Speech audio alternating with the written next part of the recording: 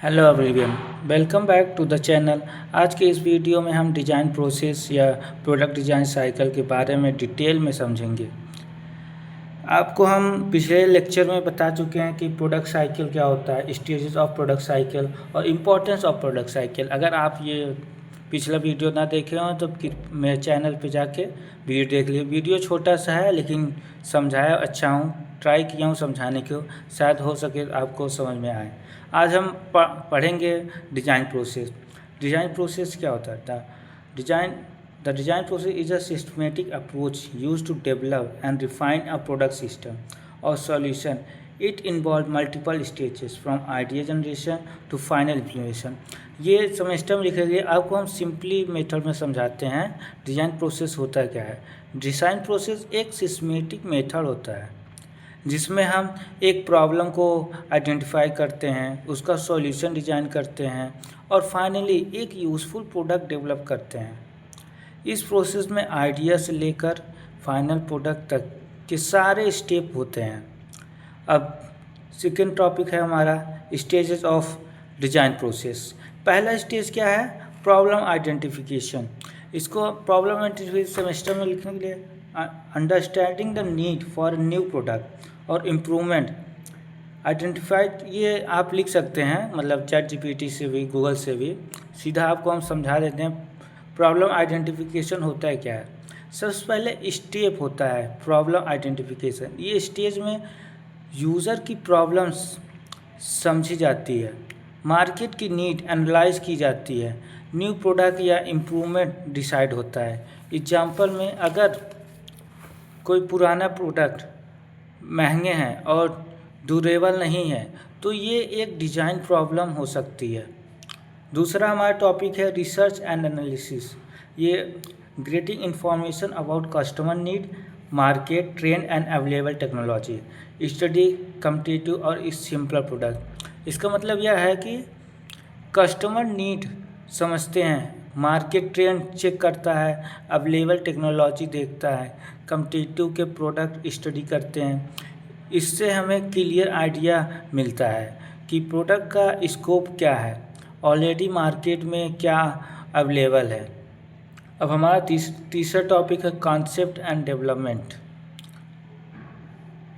ब्रेनिंगस्टॉर्म different design ideas, creating initial scratch and rough model, evaluating flexibility and selecting the best concept. इसका मतलब ये है क्या? Creating development, यहाँ पर ब्रेनस्टॉर्मिंग होती है। इस स्टेज में डिफरेंट डिज़ाइन आइडिया जनरेट होते हैं, रफ स्केच बनाए जाते हैं, इनिशियली मॉडल प्रिपेयर होते हैं, फ्लेक्सिबिलिटी चेक की जाती है और फिर बेस्ट कॉन्सेप्ट सेलेक्ट किया जाता है। फिर उसके बाद हम प्रोडक्ट को अप्लाई करते हैं। तीसरा हमारा है detail design and CAD modelling.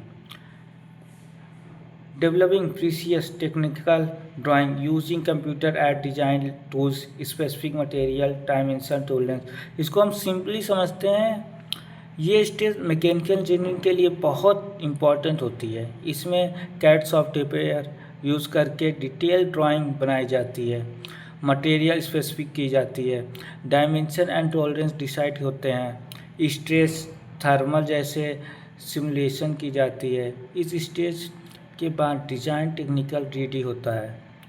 हमारा पांचवा टॉपिक है फोटोटाइपिंग एंड टेस्टिंग।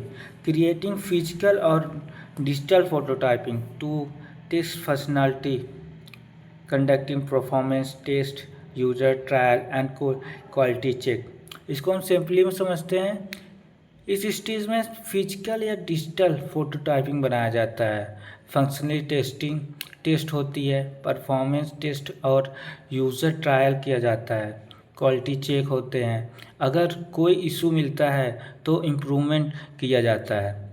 अब हमारा लास्ट टॉपिक है final design and documentation. Refining the design based on testing result, preparing manufacturing, drawing, assembly, instruction and documentation। Simply समझेंगे कि फाइनल डिज़ाइन एंड डॉक्यूमेंटेशन होता है क्या।